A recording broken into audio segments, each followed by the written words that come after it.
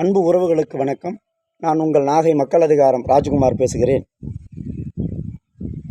தமிழ்நாடு நுகர்பொருள் வாணிப கழக தோழர்களும் மக்களை தேடி மருத்துவம் பணி தோழர்களும் தங்களை பணி நிரந்தரம் செய்ய கோரி 30/7/2024 அன்று சென்னை தலைமைச் செயலகத்தில் போராட்டம் நடத்துவதாக அறிவித்து அதற்கான பணிகளை துரிதமாக மேற்கொண்டு ஆயத்தமாக இன்று இரவு 30/7/2024 அன்று பல தோழர்கள் ரயில்களிலும் பல தோழர்கள் அரசு பேருந்துகளிலும் சில தோழர்கள் வாகனம் எடுத்தும் தங்களது கோரிக்கையை நிறைவேற்றி தர சென்னையை நோக்கி பயணித்தார்கள்.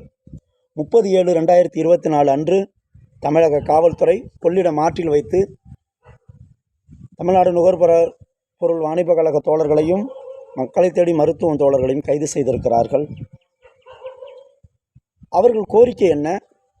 கடந்த 10 ஆண்டுகளாக தற்காலிக பணியாளர்களாக குறைந்த ஊதியத்தில் பணி செய்து வருகிறார்கள்.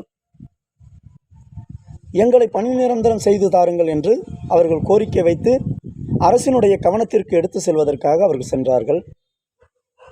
இந்த பணியில் சேர்ந்த 10 ஆண்டுகளில் பல தோழர்கள் இறந்து விட்டார்கள். பல தோழர்கள் ஊதியம் ரொம்ப குறைவாக இருக்கிறது, குடும்பத்தை காலத்தை நகர்த்த முடியவில்லை என்று சில வேலைகளுக்கு சென்று விட்டார்கள். மீதி இருக்கிற தோழர்களாவது தங்களுடைய பணியை தக்க வைத்து கொள்ள பணி நிரந்தரம் கேட்டு போராடினார்கள். ஆனால் அரசு அதனை கவனத்தில் எடுத்துக்கொள்ளாமல் அவர்களை கைது செய்திருக்கிறார்கள். இது ஜனநாயக நாடு. இங்கு எல்லோருக்கும் போராடுவதற்கு உரிமை இருக்கிறது, தன்னுடைய கருத்தை சொல்வதற்கு உரிமை இருக்கிறது. தங்களது வாழ்வாதாரம் பறிக்கப்படும் போது தனது குரலை அரசிடம் கவனத்திற்கு எடுத்து செல்வதற்கு உரிமை இருக்கிறது. அந்த வகையில் அவர்கள் எடுத்து சென்றார்கள். தமிழக காவல்துறை நியாயமற்ற முறையில் கைது செய்திருக்கிறது. தமிழக முதல்வர் அவர்கள் இதனை கவனத்தில் கொண்டு அனைவரையும் விடுதலை செய்ய வேண்டும். எங்களோட பணியை நிரந்தரம் செய்ய வேண்டும். அந்த வகையில் நாகை மக்கள் அதிகாரம் மீண்டும் கோரிக்கை வைக்கிறது.